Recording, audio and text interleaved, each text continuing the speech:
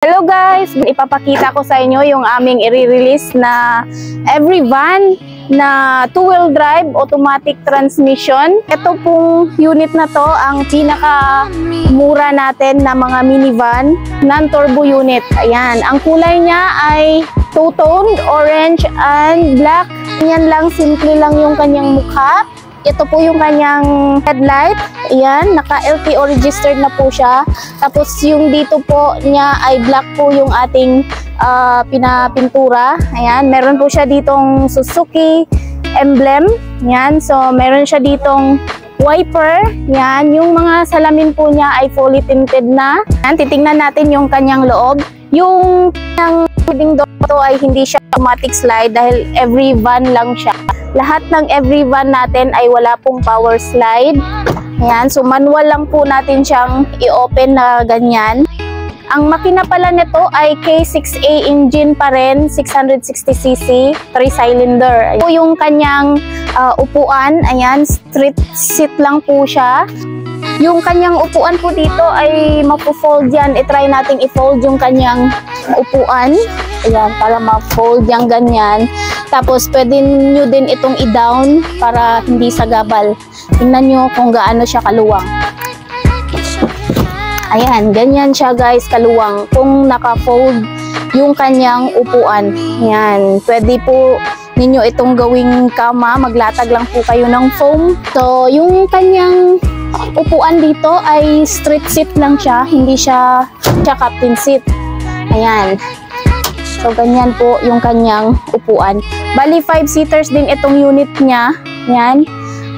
Meron siya ditong additional na extra fan. Yan. Naka-new matting siya dito. Yan. New battery. Naka-tint na yung kanyang mga salamin. Mura na. At marami ka pang pwedeng maisakay. Ayan. Ito po tayo ng seatbelt dito sa likuran. Yan. Ito ay power windows. Naka-power window na siya. Itong lagayan ng kanyang mga tools, yung kanyang jack, anti-rins. Yan. Diyan po nakalagay sa ilalim ng kanyang upuan. Napaka-spacious po ng unit na to kahit maliit lang siya.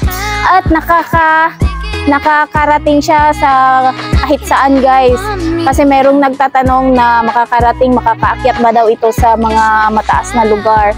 Yes, makakarating po siya kahit saan nyo gusto. Saan pwede makapunta yung mga malaking sasakyan ay kaya niya rin pong puntahan. Ayan, ganyan siya ka-power yung kanyang makina. Kahit 3-cylinder lang po siya, 660cc, ay kayang-kaya niya po yung mga akyatan. Ayan. So, dito naman sa kanyang driver side, spacious po ng unit na to.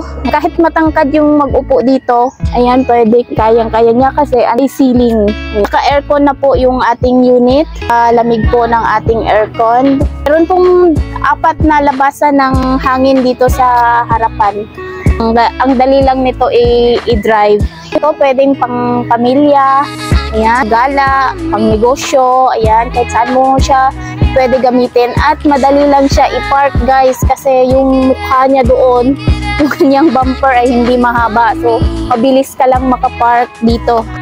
Yung kanyang unit price dito ay 195 lang talaga. Nag-additional lang siya ng 7 inches na touchscreen stereo. At meron pa pala yung kanyang extra fan dito sa likod. So, umabot siya ng 201,000 pesos. Yan, napakamura po. Ayan. So, sa mga gusto pong mag-inquire ng mga ganitong unit, i-message nyo lang po kami sa aming FB page, JN Auto Parts, or call Miss Jane 0938-566-4667. Yan, maraming salamat po. Amping Kanunay!